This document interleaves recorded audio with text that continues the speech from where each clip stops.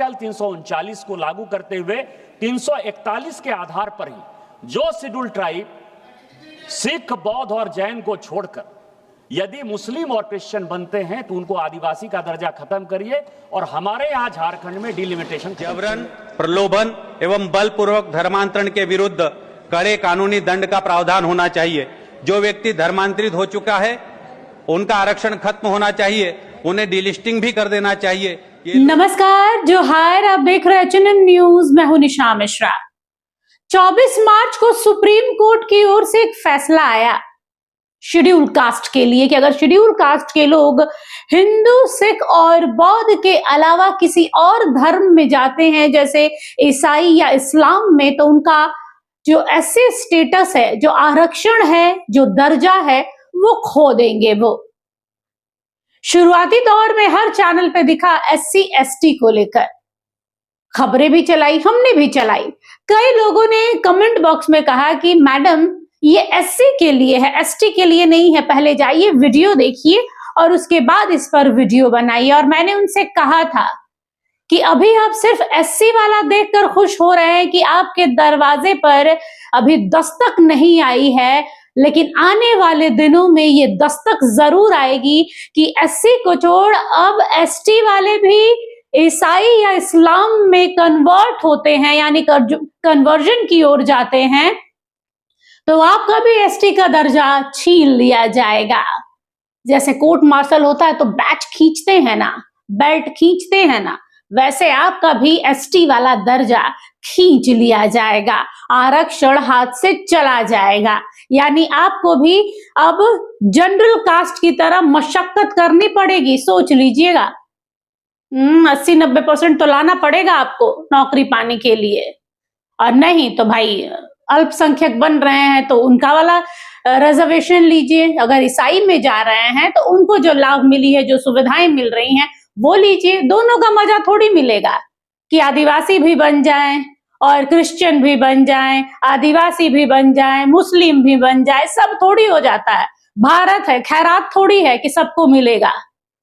अब यही मुद्दा मैंने आपसे कहा था कि जल्द ही इस पर भी, चाहे वो भारतीय जनता पार्टी हो, चाहे वो सामाजिक संगठन हो, चाहे वो कोई एसटी समुदाय का ही व्यक्ति क्यों ना हो, उठाएगा जरूर। क्योंकि ये जो कन्वर्जन वाले लोग हैं ना, जो धर्मांतरित हो रहे हैं, ये उन आदिवासियों का ही हक छीन रहे हैं जो एक्चुअल आदिवासी हैं, जिनको सच में जरूरत है आरक्षण की, जिनको सच में जरूरत है एसटी में रहने की, दर्जा पाने की। कई लोग आज भी उन सुविधाओं से वंचित है, 2 वक्त की रोटी नहीं खा पा रहे हैं, ना उनको ठीक से रोजगार मिल रहा है, ना उनके बच्चे पढ़ रहे हैं।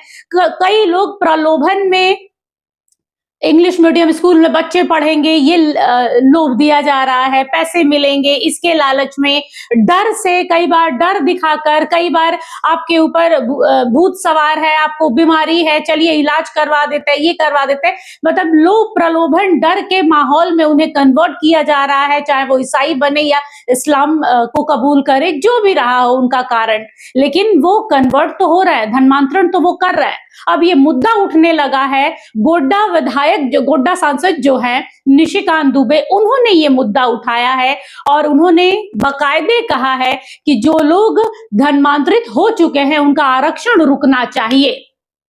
और ये मुद्दा सिर्फ झारखंड में नहीं रहा है, अब ये पैन इंडिया पर उठने लगा है। मध्य प्रदेश के जो बीजेपी के नेता हैं सुमेर सोलंकी, उन्होंने भी ये मुद्दा उठाया है कि उनके पास कई राज्यों से जो लोग हैं वो फोन करके बता रहे हैं, खासतौर पे जो आदिवासी समाज के लोग हैं, कि भाई हमारे लोग अब कन्वर्ट हो रहे हैं और वो चाह रहे हैं कि जिस जात धर्म में वो कन्वर्ट हो रहे हैं, जिस रिलीजन को वो अपना रहे हैं, उसका लाभ और हमारे आदिवासियों का भी आरक्षण उन्हें दोनों मिलता रहे।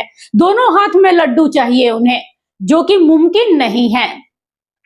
भारत सबका है, हिंदू, मुस्लिम, सिख, ईसाई, एसटी, एससी, सबका, लेकिन वाजिब तरीके से।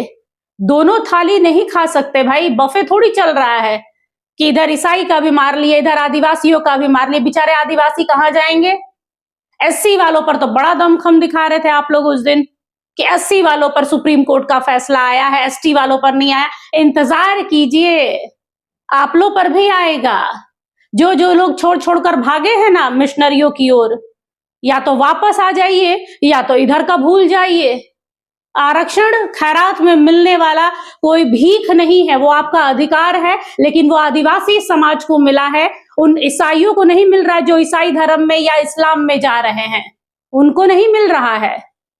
तो अगर वापस आ सकते हो तो समय रहते वापस आ जाइए, और नहीं तो यहाँ के लिए हाथ खड़ा कर दीजिए कि भाई मैं अब ईसाई हो गया हूं, मुझे आदिवासी वाला टैग नहीं चाहिए। आप आरक्षण, एसटी का दर्जा हटा लीजिए, आरक्षण छोड़ दीजिए, उसके बाद आराम से अपना जीवन जियो। सुन लेते हैं निशिकांत दुबे और सुमीर सोलंकी ने क्या कहा है। शायद एसटी से कन्वर्जन की ओर जाने वाले लोगों की आंखें खुले। संविधान में 3 आर्टिकल है, 339, 341 और 342। 339 ये कहता, मैं इसलिए ये बातें कह रहा हूं क्योंकि अभी महिला आरक्षण की बात हो रही है, सीट बढ़ने की बात हो रही है। मैं जिस राज्य से आता हूं सभापति महोदया, उसमें 2001 के सेंसस के बाद भी 2008 में डिलिमिटेशन नहीं हुआ। मतलब पूरे देश भर में डिलिमिटेशन हो गया झारखंड को छोड़कर। उसका कारण यह था कि 2001 की सेंसस के आधार पर जब 2008 में डिलिमिटेशन होने लगा तो शेड्यूल ट्राइब की 1 लोकसभा की सीट और शेड्यूल ट्राइब की 3 विधानसभा की सीट जो है वो कम हुआ। जब 2001 के आधार पर यह हुआ तो जब 2011 के सेंसस के आधार पर जब यह होगा तो अब मेरा व्यक्तिगत यह मानना है कि कम से कम 2 शेड्यूल ट्राइब की लोकसभा की सीट और लगभग 6 विधानसभा की सीट जो है किसी कीमत पर वो घटेगी। और ये सभी के सोचने वाला विषय है कि आर्टिकल 339 ये कहता है कि शेड्यूल ट्राइब एरिया का जो पूरा अधिकार है वो केंद्र सरकार के पास होगा, लेकिन कांग्रेस की सरकार ने 1956 में वो कॉन्स्टिट्यूशन का अमेंडमेंट कर दिया। अभी सुप्रीम कोर्ट का एक आदेश आया आर्टिकल 341 में कि यदि शेड्यूल कास्ट बौद्ध, जैन और सिख को छोड़कर मुसलमान या क्रिश्चियन बनते हैं तो उनको जो है रिजर्वेशन का कोई फायदा नहीं होगा। लेकिन आर्टिकल 342 में शेड्यूल ट्राइब पर यह लागू नहीं होता है। और यही संविधान ये कहता है कि यदि मुसलमान के साथ शादी, क्योंकि हमारे यहाँ मैक्सिमम लोगों ने मुसलमान से शादी कर ली क्योंकि आदिवासी का पॉपुलेशन घट गया, यदि वो कहते हैं कि हम अपने नाना नानी के साथ रहते हैं तो वो मुसलमान के बच्चे भी शेड्यूल ट्राइब के रिजर्वेशन के जो है हकदार हो जाएंगे। मेरा आपके माध्यम से केंद्र सरकार से आग्रह है कि आर्टिकल 339 को लागू करते हुए 341 के आधार पर ही जो शेड्यूल ट्राइब सिख, बौद्ध और जैन को छोड़कर यदि मुस्लिम और क्रिश्चियन बनते हैं तो उनको आदिवासी का दर्जा खत्म करिए और हमारे यहाँ झारखंड में डिलिमिटेशन खत्म करिए। मैं आज संसद के उच्च सदन में मेरे देश के जनजातीय भाइयों और बहनों से संबंधित एक संवेदनशील विषय उठाने के लिए खड़ा हुआ हूं।